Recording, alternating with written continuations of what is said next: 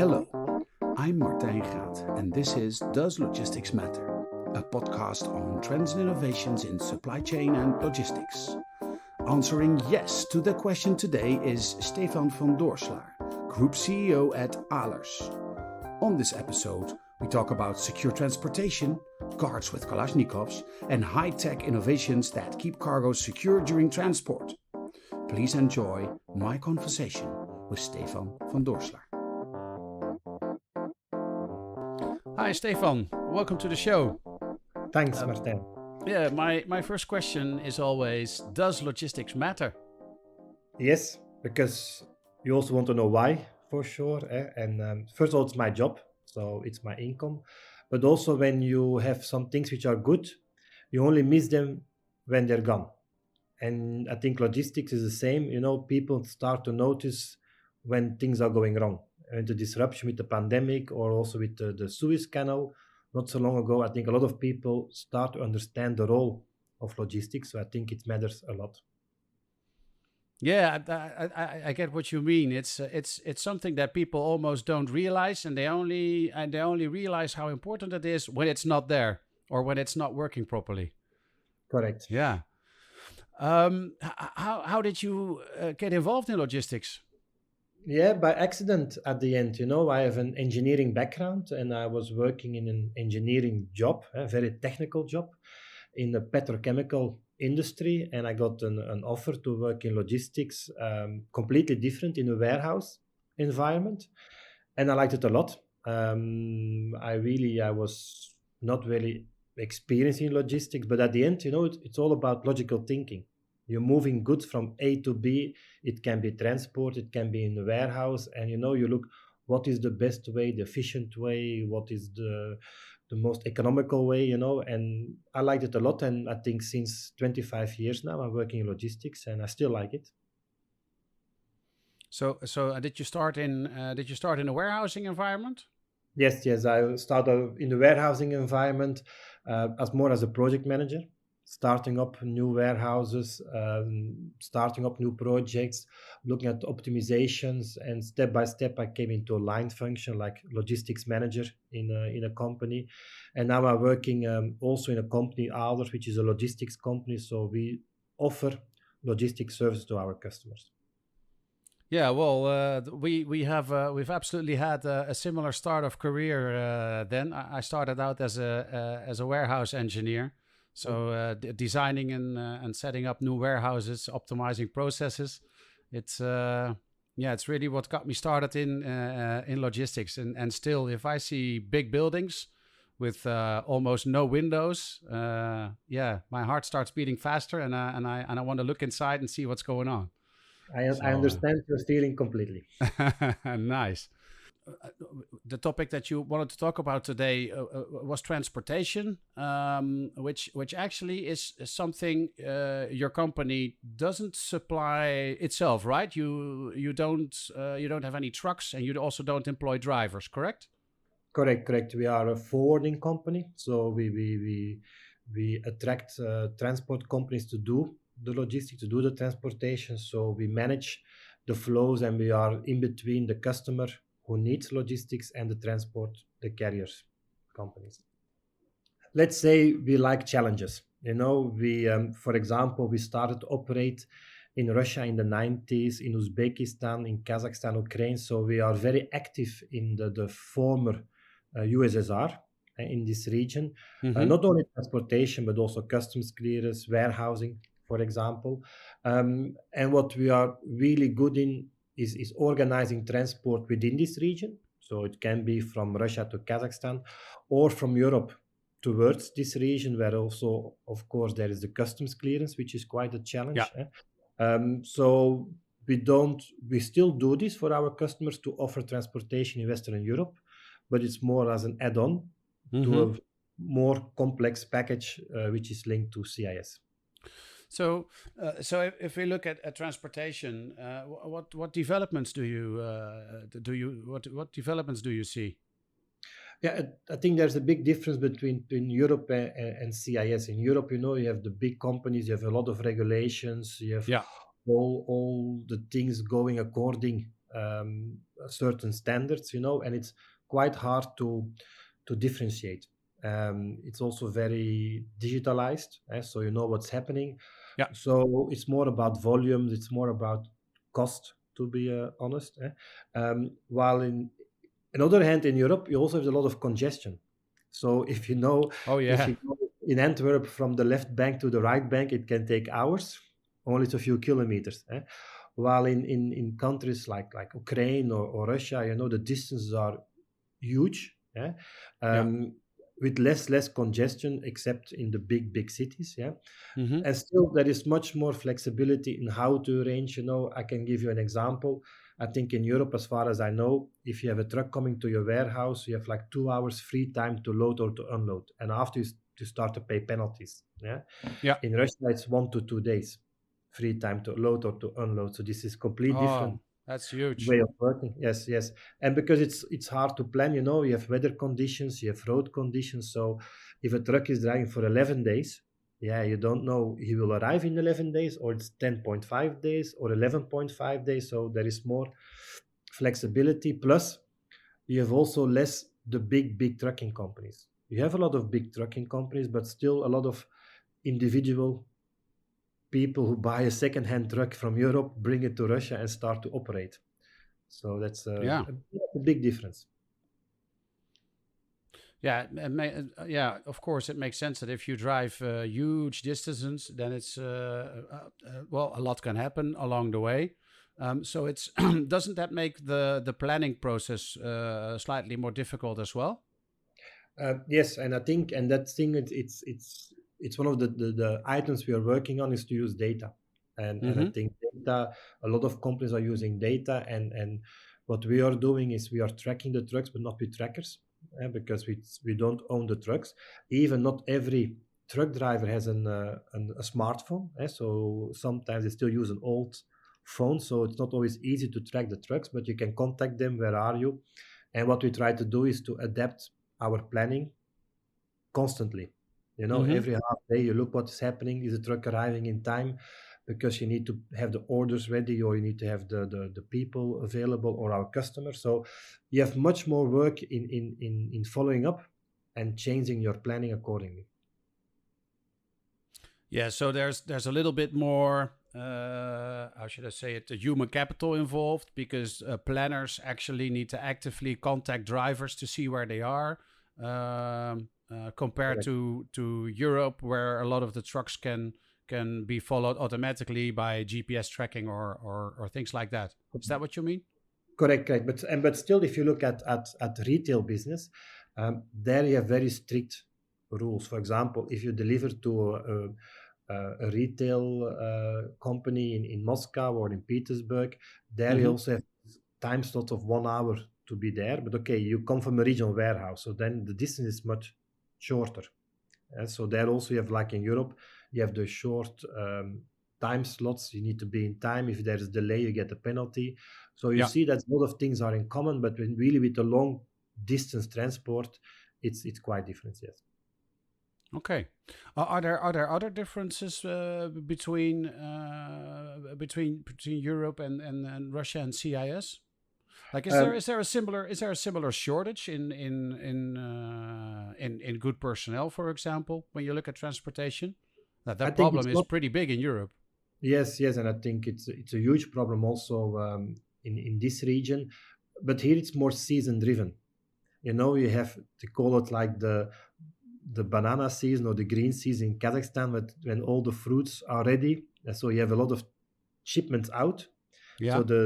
there are no trucks available from this region to Russia, for example. There are a lot of trucks available from Russia to that region. So you have this unbalance, which is depending on season. You have the winter season with the ice, so Oh the yeah. roads are. So it's more that seasonality, while the shortage of drivers and trucks is not as huge as in Europe today. Yeah.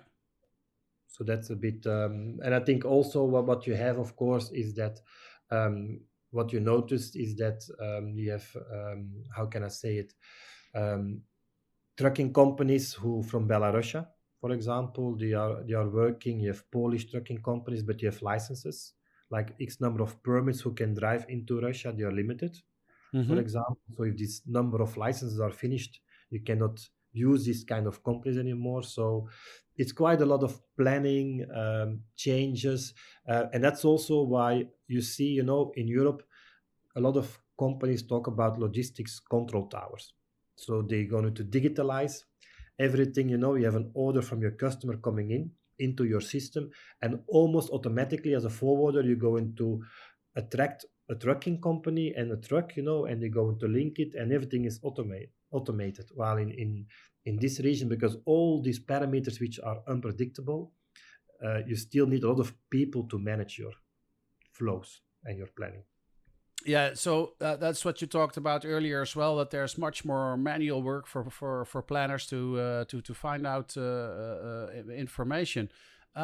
So also that region is not one region like the European Union is one region. If you want to drive from the Netherlands to Italy, it's no problem. You just go, and there's no problems. But I guess in the region where you operate in Russia and in CIS, that's different there. I mean, those are strict borders, right? Partly, there is also a customs union, and to give an Okay. example, Belarus, Russia, and Kazakhstan is one customs union. So there are also no borders anymore. So you can drive from Russia to Kazakhstan without border control. Yeah. Mm-hmm. Of course, there are still some borders, and if you enter this region, that's of course a challenge. If you come from Europe and you enter Russia, and a lot of people are afraid of a customs clearance. Yeah, but I Mm-hmm. think it's not an issue. The only thing is to be prepared. There is a very strict procedure, and all the papers should be okay. Yes, but Mm-hmm. if you have all the papers in order, there is no issue. Okay, there can be a control, but the paper needs to be in order. And sometimes we talk to customer and say, yeah, this point is not correct, or here the name is different from this paper towards this paper. And okay, they know if they don't change it, they will be blocked.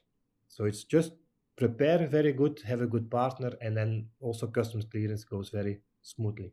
So I remember an earlier conversation that we had, and you were telling me about how sometimes the driver and the truck cannot drive on when they cross the border. It's I'm Yeah, it's a bit different. Is that, for example, we are very strong in transporting of cigarettes, and yes, and cigarettes, it's almost cash. If you steal a truck with cigarettes, it's like stealing a truck with cash because it's easy to yeah, sell. Yeah, and you need protection. And what is happening, for example, you put a guard in the truck. So he's protecting the cargo, and really with the Kalashnikov, he's sitting in the truck. Yeah. But what's happening wow, if you cross the border, this Russian guard with his Russian license is not allowed in Ukraine, or is not allowed in Kazakhstan or in other countries to operate there. So at the border, you need to change the guard. So the truck driver can still continue, but the guard needs to be changed. So you need to have the other guarding company ready. They change into the truck, and then they can continue. wow. So one armed guard steps out of the truck, and then the truck crosses the border, and another armed guard steps in. Yeah, correct, correct. Wow. If I drive on the highway in the European countries, I'm pretty sure that I don't pass any trucks with loaded Kalashnikovs in them. Now, when you have So, two solutions here, you have, or the guard is sitting into the truck, yeah. hmm But we even have videos on YouTube where you see when there is a small van approaching the truck from behind, still opening the truck and taking cargo out while the truck is driving. And when you're sitting in the truck, you don't see this because it's behind the truck, so you don't see this. And also, there is a more expensive solution that a guarding company with a car is following the truck. So they drive behind the truck with an own car, so you can see what's happening. oh Um, but that's of course a more expensive yeah, solution, and then it's higher protection, but still, I don't think you see this often in Europe today. no, indeed. I mean, obviously there are with the sensitive cargoes there'll be additional protection, but yeah, again, automatic rifles. Wow. Um, so this is so and then you think cigarettes, iPhones, laptops, big screen TVs. Is it all the really high value stuff? Um, you would expect that all these high value goods are the one you need to protect. But at the end, if I steal something, I want to sell it. Yeah. If I steal a big quantity, and like cigarettes, it's easy to sell on the street or to small shops, I don't know. But an iPhone, I will never buy an iPhone on the street from somebody I don't know. Because, first of all, it's a very unique product. It can be tracked, it can be blocked. Mm-hmm. Or television, I will never buy it on the street. So what you noticed that the high value goods doesn't always mean theft sensitive. What is theft sensitive is, for example, shampoo. Shampoo, it's very easy to Shampoo. sell. Yes, it's very easy to sell, because there is no tracking. It's Mm-hmm. still quite high value. I don't know if you go to a shop, but it's a few euro for one small bottle of shampoo. So you have a full truck of shampoo. You talk about hundred thousands of euro of Wow. cargo Oh yeah. you can sell. So it's more these kind of products, or to shave, these shaving blades, these kind of products which are very sensitive for theft.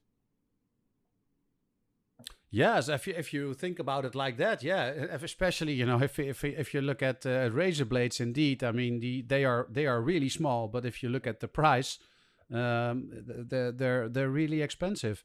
Oh, Yeah. yeah, I didn't realize it was with shipments like that as well. This guarding of this shipment, is that always done with armed personnel, or Um, are there other ways that you employ? there are other ways, and also, of course, when are you going to protect the cargo? It depends on the customer, because if tomorrow the cargo is stolen, there is insurance, and insurance will pay you back. Mm-hmm. And if you look for cigarettes, to come back to that, for their uh, these companies, the availability of the product is always very important. If you go to a shop Yeah. and there are no cigarettes, you're not going to say, I'm going to wait for one day, I come back tomorrow. No, you want the cigarettes now. So for Yeah. these kind of companies, they really don't want any out of stock. And when a truck is stolen, of course, it has an impact that there is no delivery and maybe there's an out of stock situation. This is Yeah. maybe less critical for shampoo, but still, it's critical. Yeah. Um, and how to protect, there are three, as far as my knowledge goes, there are three kind of protection. Is the guards, but Yeah. still, in the guards, it's a human factor. If I'm a guard and I get a salary of €1,000 per month, and there is a guy with a gun saying, "Open the door," I will not give my life for this €1,000 per month. I will open the No. door and says, "Take it and please don't shoot me." So there is still a human factor, and also, of course, a human factor can be the weak factor. So that is Yeah. one item.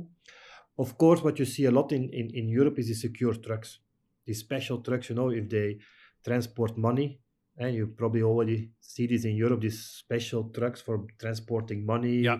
That you can do whatever you want. You cannot take it. It's completely secured. What is the disadvantage, of course? If you don't have enough trucks, you are limited in your capacity. If you have 10 trucks and you Yeah. need 11, you have an issue. While guards is more flexible, you can hire them, left and right. And that's a bit about, but we came as a company to a third solution, and we start to combine, let's say, the two solutions is that we have a mobile security system which we put on the truck the moment it's loaded. And this mobile Mm-hmm. system is activated. We have a dispatch center, and it's replacing a guard. So it's monitoring the truck, it's following the truck where it's driving, it's noticing, oh, but it's stopping for now 2 minutes. What's happening? Is there a traffic jam? Is there no traffic jam? We have secure parking, so we can check if the truck driver stops at the right parking. But also, when the truck is opened, there's pictures taken. There's an alarm going. We have microphones, so we can hear conversations. We have panic buttons. There's so the system is replacing a guard, and even much better as a guard. And Mm-hmm. secondly, it's flexible because the mobile system, you can take it off the truck again. You can send it wherever you want and use it again. So it's combining the both.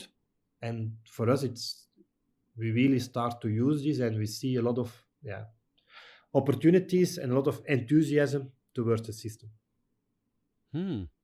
So, and from a bad guy perspective, do you make it clear that it's a guarded shipment? I mean, if there's a guy with a Kalashnikov next to the driver, I would think I'll maybe rob the next truck, because I don't want to tangle with the guy with a Kalashnikov. But if it's only the driver in the truck, is there like a sign saying protected shipment, or is it just?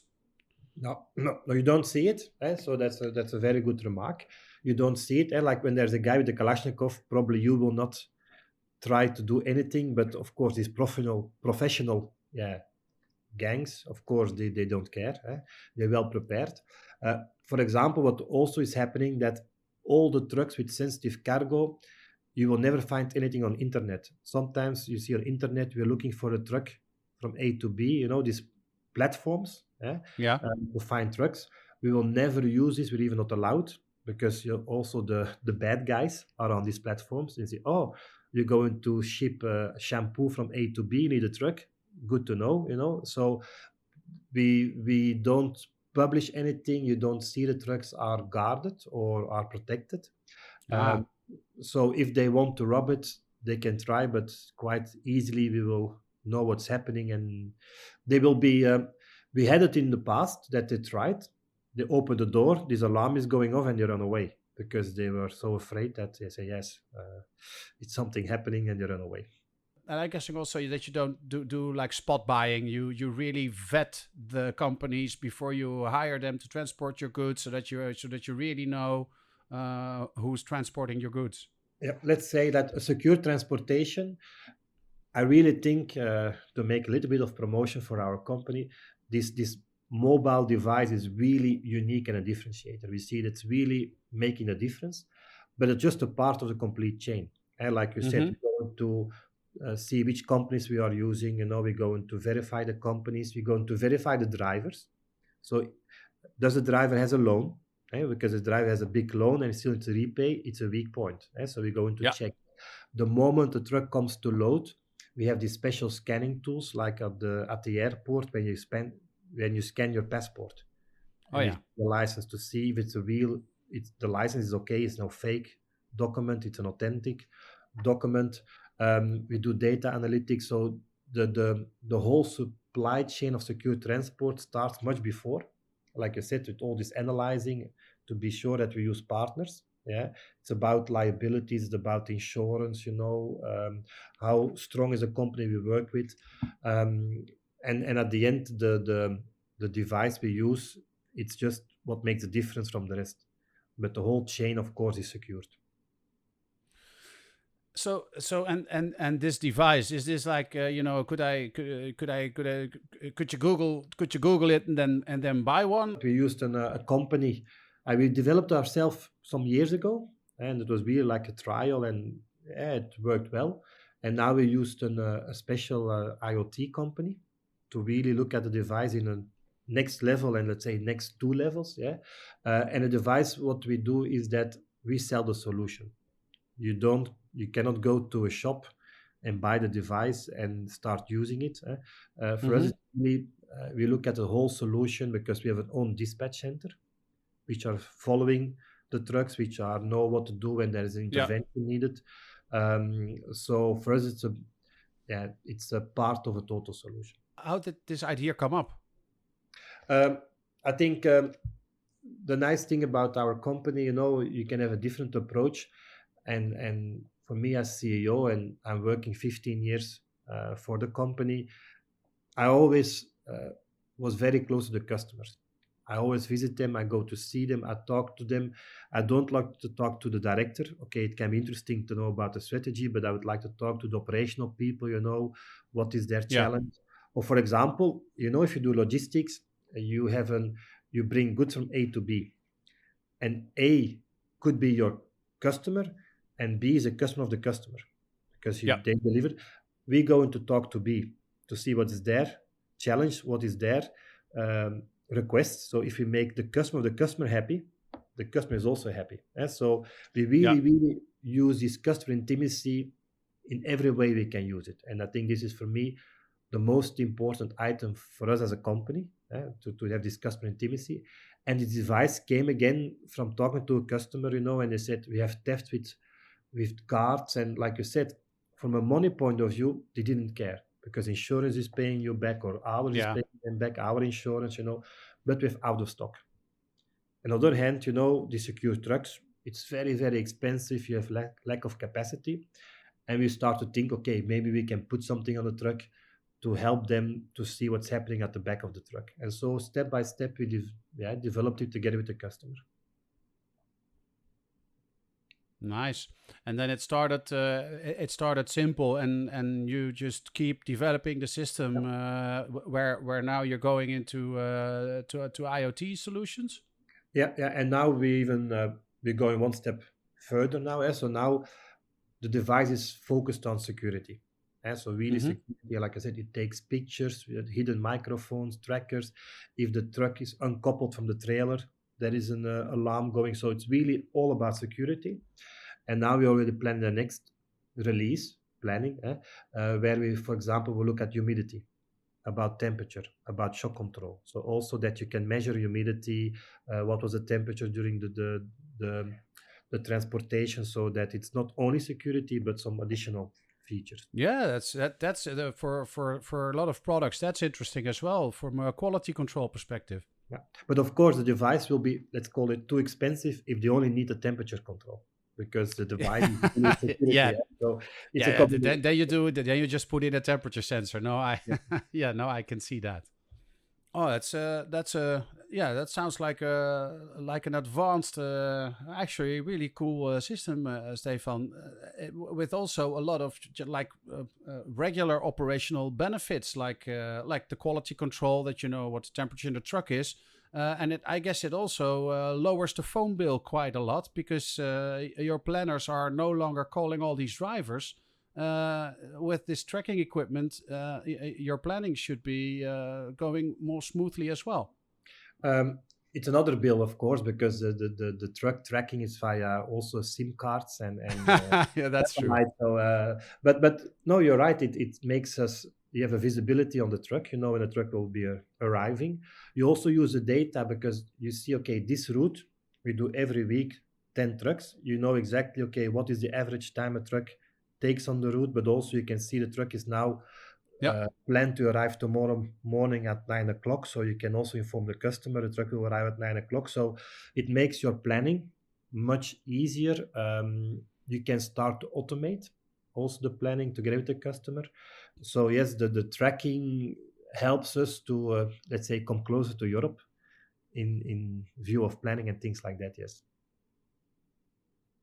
Yeah, and especially nowadays, people want information. They're used to finding everything on their phone and having that information just in the palm of their hand.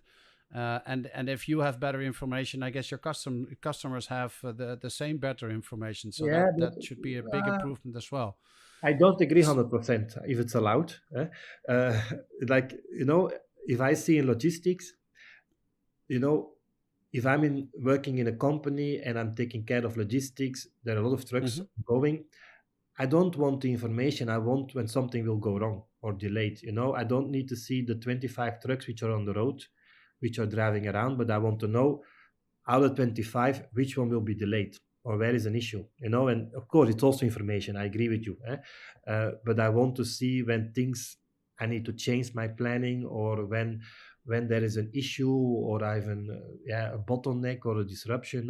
I want to be informed from the exceptions. Of course, it's also information, and I agree with you, of course. But I'm not going to check all the trucks which are on time.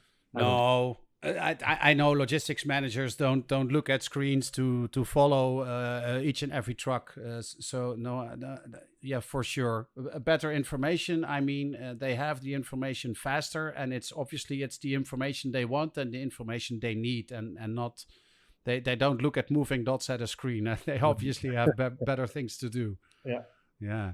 So, looking at this technology that Ahlers developed, what do you see as further technological improvements that you might think about? Um, yeah, we have very concrete, is using the data better or having small modification, optimizations or small additions. But for example, we were thinking at a certain moment to use drones, and you put a drone on the truck, and the moment there is something happening, the drone starts flying, and you have pictures or video even. So Yeah. you could see what's happening, and if there is a burglary going on, you can follow it. You can even zoom in and things like that. And probably it will also make them a bit more scared. If suddenly a drone comes above your head, you will say, "Oh shit, what's happening here?" But of course, it's not easy because again, it No. costs money. If I'm very practical, if I cross a border with customs, what about the drone? Should I do custom clearance on the drone which is on the truck, or is it part Yeah. of the truck? So, but still, these are some maybe wild ideas today, but maybe in 2-3 years we have a podcast where we talk about drones on trucks. You never know. So and Yeah. for the rest, I think most important, um, where can we add value for the customer? So maybe we don't know today, but tomorrow I meet a customer, they give a remark, and we have a new idea to develop, and it will create value for the customer. At the end, that's what's all about. Well, Stefan, thank you very much for sharing this story. Well, we covered a lot from loaded Kalashnikovs to flying drones. It was very interesting. Thank you very much for your time. Thanks a lot. Thank you for listening to Does Logistics Matter? For more on trends and innovations in supply chain and logistics, visit our blog at www.logisticsmatter.com. This podcast was produced by Dimitri Vleugel.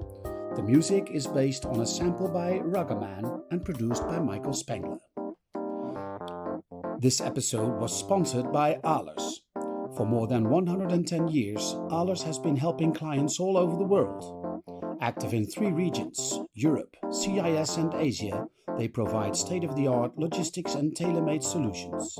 Their services focus on supply chain solutions, warehousing, project and machinery logistics, secure transportation of high-value and/or theft-sensitive goods, trade facilitation and after-sales services, and supply chain data analytics. Ahlers finds the best solutions that fit the customer profile perfectly. They enable customers to stay focused on their core business and manage innovative supply chain solutions which add value. They solve supply chain challenges in complex environments. Find out more at www.ahlers.com. That's AHLERS.